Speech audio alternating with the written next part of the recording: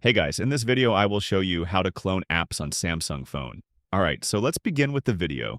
Duplicating apps can be really useful if you want to sign into multiple accounts on the same device. I'll walk you through two different methods to do this, so you can use whichever works best for you.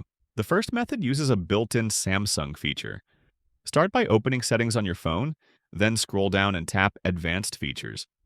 From there, select Dual Messenger. At the top, you'll see a list of available apps.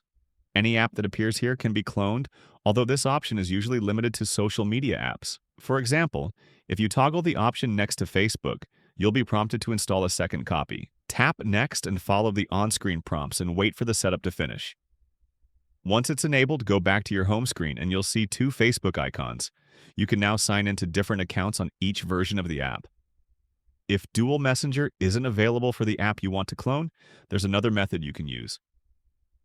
Head back to the main settings page, scroll down, and then tap Security and Privacy. From there, select More Security Settings, and on this page you will see Secure Folder option. Choose Secure Folder. Tap Continue and follow the setup steps.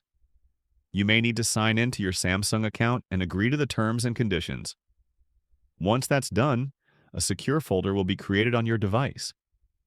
After the secure folder is set up, you'll be asked to create a security method, such as a PIN. Choose the PIN option, enter a 6-digit PIN, confirm it, and continue through the remaining steps until setup is complete. Once inside the secure folder, tap the plus icon to add apps. Select the app you want to duplicate, such as Instagram, and tap Add. When the app finishes installing, you'll now have two versions of the app, one on your secure folder and on your regular page.